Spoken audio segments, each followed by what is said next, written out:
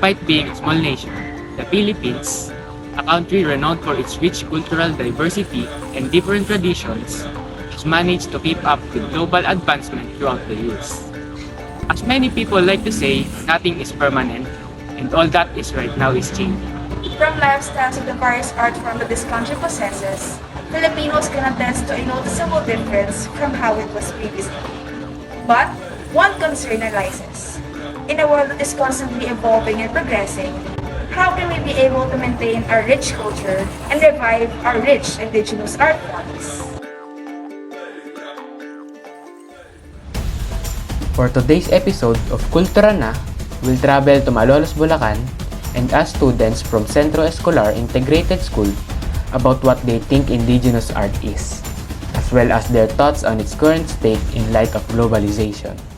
For me, indigenous art is a part of our identity and culture. And I believe that because of globalization, indigenous art must be preserved.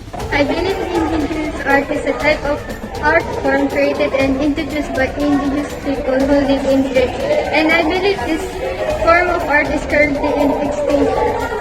It is true that globalization is a never-ending process and people should rethink and be reinformed on how important their cultural heritage is. You may wonder, considering these problems, in what way can indigenous art be revived? Well, here are some ways. First off, we can preserve indigenous art by often visiting local museums and encouraging our peers to come with us. Museums conserve and showcase valuable cultural, artistic, historical, and scientific artifacts. Thus, visiting these types of establishments enables us to be reminded of our roots, history, and traditions, which have contributed to the development of our identity as Filipinos today.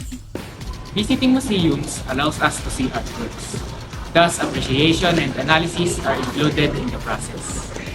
But what if we don't have the means to go to an actual museum? We can be able to trace the roots and even discover the meaning and purpose of the artwork by simply researching or surfing the internet, thereby arousing interest in the specific artwork. Appreciation and analysis of artworks can also spark discussion among the group if you're doing it with your friends.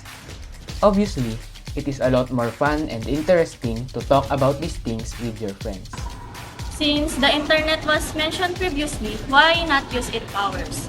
These are one of the most powerful ways to promote and preserve indigenous art. Sharing on social media is one of many strategies for reaching a broader audience, which is why numerous art appreciation pages are being made today with the same purpose in mind.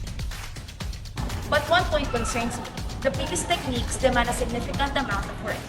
But, on a more practical note, how will we be able to preserve indigenous art in our own schools? In my opinion, we should learn to appreciate art through subjects that teach art appreciation just like CPAR, and apply what we learn to our lives as Filipinos striving for a culture-rich nation. We must shift our perspective that these lessons are simply there for us to pass. Instead, we must focus on the learnings that they provide and how they can help us become better citizens of our country. As our national hero once said, kabataan ang pag-asa ng bayan.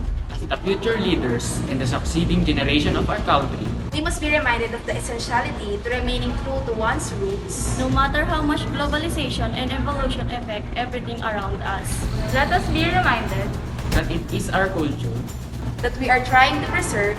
and to revive. It is our identity, our backbone, and our soul as Filipinos.